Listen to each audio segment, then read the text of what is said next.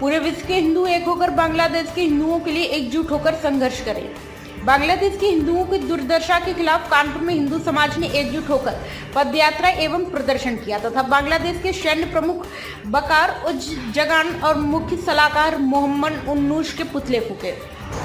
यह पदयात्रा हिंदू समाज की तरफ से की गई।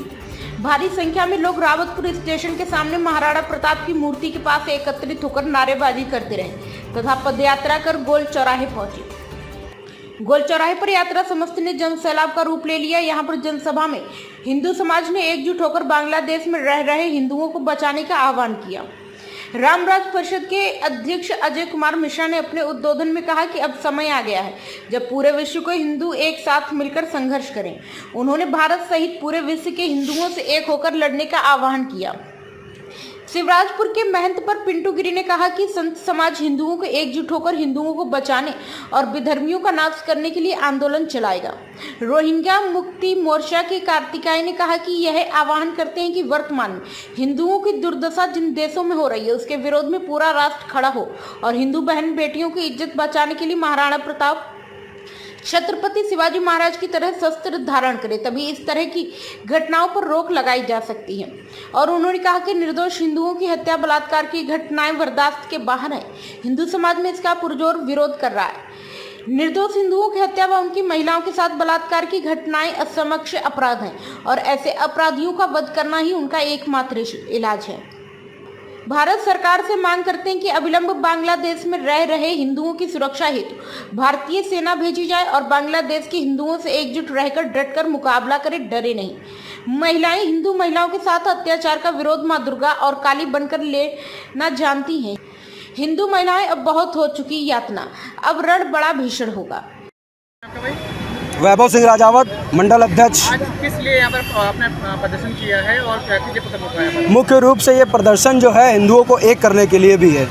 जो बांग्लादेश में हिंदुओं के ऊपर अत्याचार हो रहा है, बलात्कार हो रहा है, तो हम सभी को ये संदेश देना है कि अब और अत्याचार या फिर बलात्कार किसी भी तरह की इस तरह की कृत्य को हम सभी नहीं सहेंगे और हम सभी हिंदू एक हैं। अगर एक नहीं है तो एक हो जाएं। हिंदू जो है शस्त्र और शास्त्र दोनों में पारंगत है। हमारे एक हाथ में माला तो दूसरे हाथ में भाला है। तो जो भी ऐसे लोग हैं वो जो है सावधान हो जाएं और आगे हिंदुओं से सतर्क रहें। भारत माता की जय।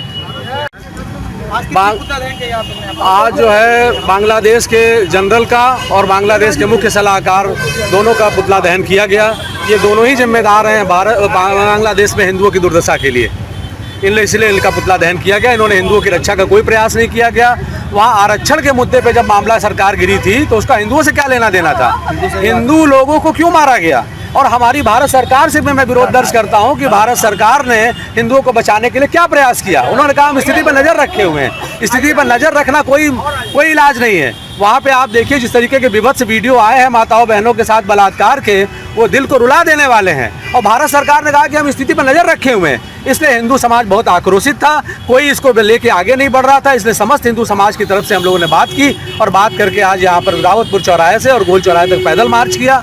और पैदल मार्च करने के बाद यहाँ पर इन दोनों का पुतला दहन किया, वहाँ के जनरल का और वहाँ के क्या उसका जो वहाँ का मुख्य सलाहकार है, तो दोनों का पुतला दहन किया गया। और हम भारत सरकार से ये डिमांड करते हैं कि शीघ्र से शीघ्र वहाँ हिंदुओं की रक्षा के लिए इंतजाम किया जाए। अगर आवश्यकता पड़ती है तो भारत की सेना भी वहाँ भेजी जाए।